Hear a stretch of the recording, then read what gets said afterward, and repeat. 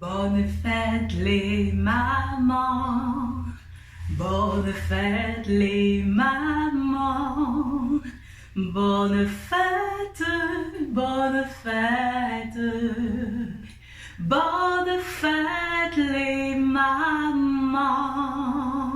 Wouhou!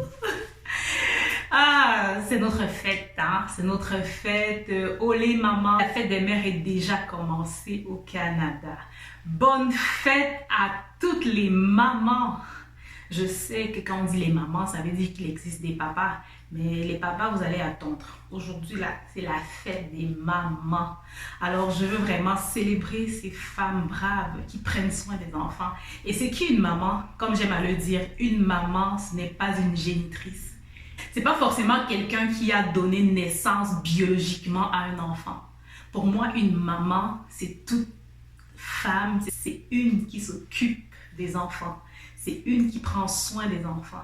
Alors, je veux souhaiter bonne fête à toutes les mamans biologiques qui ont eu la grâce, la chance de pouvoir porter dans leur ventre des bébés.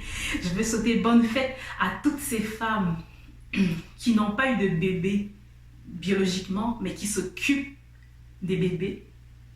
Je veux souhaiter une bonne fête à toutes ces personnes bienveillantes envers les enfants et qui en prennent vraiment soin au jour le jour. Je veux souhaiter bonne fête à toutes ces mamans dans l'âme, ces mamans de désir, ces mamans en esprit.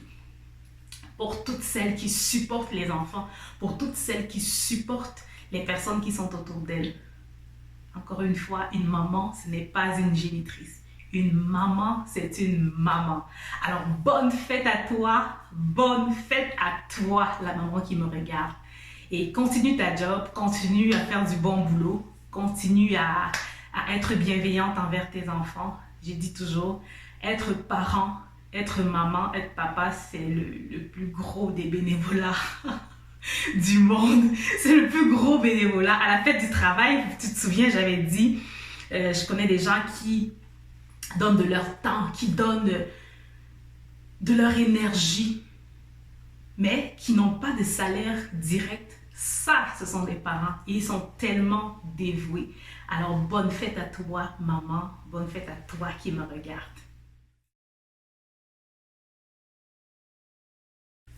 Bon, avant de partir, je ne vais pas te laisser partir comme ça.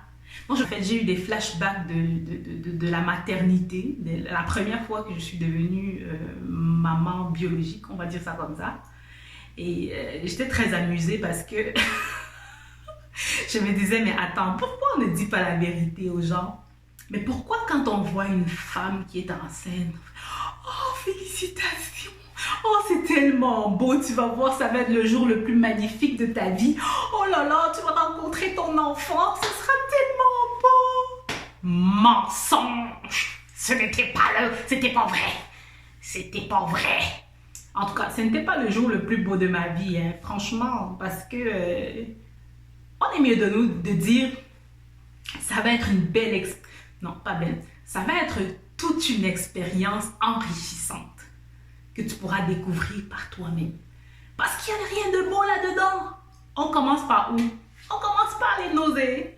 Oh, maman! J'étais sûre que j'étais devenue végétarienne. Je ne mangeais plus de viande. Je mangeais les pommes pilées et je buvais le jus d'orange. Tout ce qui est parfum me dérangeait. Tout ce qui... Et puis après, on te dit, oh, voilà. Non, laissons le côté grossesse à risque. Après ça, à la naissance, j'ai vu mes ancêtres. J'ai vu mes ancêtres en direct. Que c'était le jour le plus commun de ma vie. C'était le jour le plus chaud de ma vie. Est-ce que les contractions, c'est la vie de quelqu'un? On dit pousser. J'ai dit, j'ai déjà poussé. Pousser. J'ai déjà poussé.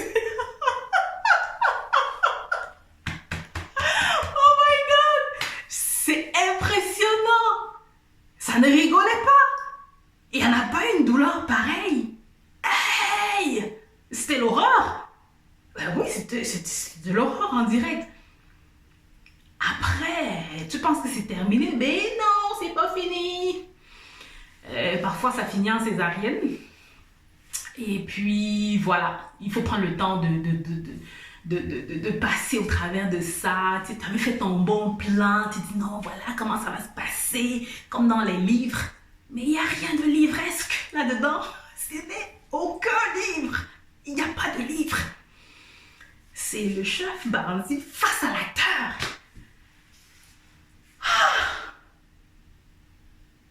C'était épouvantable.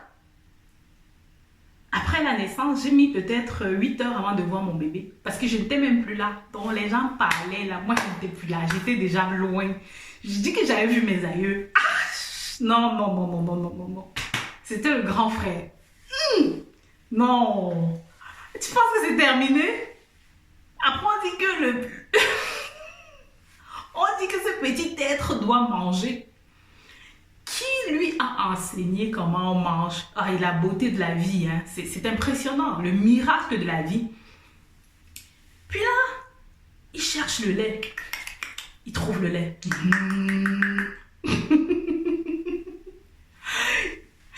C'est tellement beau, c'est cute, c'est beau.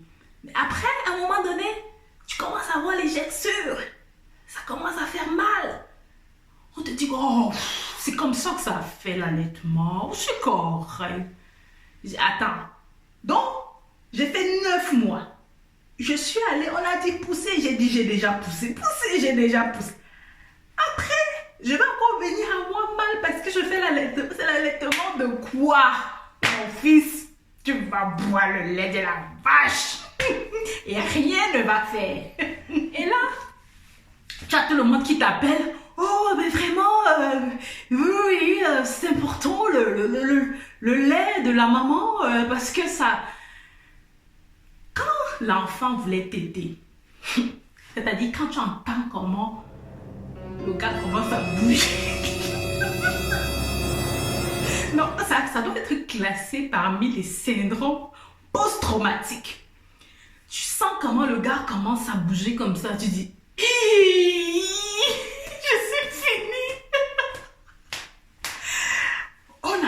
Le gars, on dit, ok, il faut boire du lait. Tu vois comment tu te concentres. Tu respires. Tu t'installes. Tu as acheté le coussin d'allaitement. Tu sens comment ton cœur palpite. Tu serres les dents, tu serres les fesses, tu serres tout. Tu sors le lait. À un moment donné, j'ai dit, merde, c'est assez. C'est bon, ça va. Terminé, la boutique est fermée. Puis mon chéri a dit, écoute, ce n'est pas la peine là, ce n'est pas la peine. Vraiment, on n'existe pas. On va tirer, on lui donne le biberon. C'était ça. C'est parce que la prise n'était pas bonne. Fait qu'il a fallu tirer nos biberons le temps que ça se replace et que on aille consulter dans une clinique d'allaitement pour que ils essayent de... Mais écoute, et même, je dis, non, non, non, non, non, c'est assez. Tu vas boire du lait. Du lait de vache. C'est correct. Ça va. Merci. Donc, toutes les mamans qui ont des soucis d'allaitement, ne vous mettez pas trop de pression. Franchement, là, ne vous mettez pas trop de pression. Parfois, on se met trop de pression pour rien. J'ai un clin d'œil spécial. Toutes les nouvelles mamans, vraiment, prenez soin de vous. Prenez du temps pour vous. Je connais le mythe du bébé qui dort. Quand bébé dort, c'est là que tu dois dormir. Ok? Mais c'est parce que quand bébé dort et je dors, quand je me réveille, je n'ai rien à manger. C'est parce que quand bébé se réveille, je n'ai rien à me mettre dessus. Je n'ai pas d'habit, je n'ai rien. Je fais quoi? Le mythe du bébé qui dort, tu dors. Non. Et si, comme la vie est, ce n'est pas ton premier bébé, bébé dort, tu dors, les autres viennent de l'école, ils ouvrent leurs petits yeux ronds comme ça. Là. Maman n'a rien préparé à manger. Maman dormait pendant que bébé dormait. Ça n'a aucun sens. Alors, les nouvelles mamans, je vais te dire, mets les moyens de ton bord. Commande à manger, commande de la nourriture. Ce n'est pas mauvais. C'est pas une mauvaise chose. Tu peux trouver quelqu'un, il y a des restos qui le font. Tu commandes la bouffe. On vient te livrer ça à ta porte. Tu prends ça, tu congèles. N'hésite pas à demander de l'aide autour de toi. Si tu as besoin d'aide, n'hésite pas. C'est ta santé mentale, c'est important. Pour que tu puisses te reposer en paix, il faut qu'il y ait des gens qui sont en train de faire ce que tu devais faire. Donc décharge-toi, délègue. S'il te faut une femme de ménage, prends une femme de ménage. Parfois, dans les CLSC ou les centres sociaux locaux, il existe des programmes qui peuvent te prêter quelqu'un, mettons pour 3 heures, qui vient peut-être prendre soin de l'enfant pendant que tu essayes de dormir, ou qui viennent t'aider à plier ton linge, ou qui ça, dans certains pays, ça existe. Fait que, utilise ces ressources. Abuse des amis, je sais pas. Demande de l'aide verbalement. Et les gens qui sont autour des nouvelles mamans, c'est important de rester alerte aussi. Parce que parfois, même la santé mentale de la nouvelle maman est vraiment problématique. Fait que à ce moment-là, c'est important qu'elle soit entourée, même à distance. C'est bien les couches, c'est bien d'appeler au téléphone, de jaser avec. Mais des fois, il faut demander à la maman, à la nouvelle maman, qu'est-ce qui peut t'aider? Ça peut être un plat de nourriture. Ça peut être de veiller sur son enfant pendant qu'elle dort. Ça, c'était avant Covid. Maintenant, là,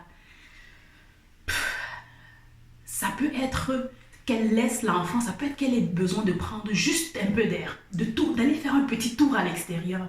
C'est-à-dire, on laisse le nouveau-né peut-être au papa et la maman, elle sort pour prendre un peu d'air, pour aérer le cerveau, changer un peu d'idée. Ça fait du bien. Fait que tous ceux qui sont autour des nouvelles mamans, watch out, surtout par ces temps de confinement. N'hésitez pas, si vous voulez apporter de l'aide à quelqu'un, de lui demander qu'est-ce qui peut l'aider. Ça va faire du bien.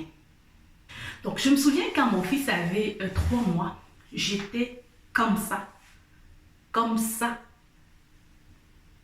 Déjà, les hormones à la base, c'est un problème. Je veux dire, les hormones réguliers, moi, ça me débat, ça me joue des tours. Pire encore après la grossesse, fait que j'ai eu comme une espèce de burn-out postpartum. Cette espèce de drop hormonal qui fait que tu n'es pas bien, ça ne va pas bien. Je me souviens, je prenais mon téléphone, je passais comme ça, parce que nous étions étudiants à cette époque-là, mon mari et moi. Donc, je passais comme ça, j'appelle telle personne. Est-ce que tu peux venir à la maison? J'ai besoin de 2 heures.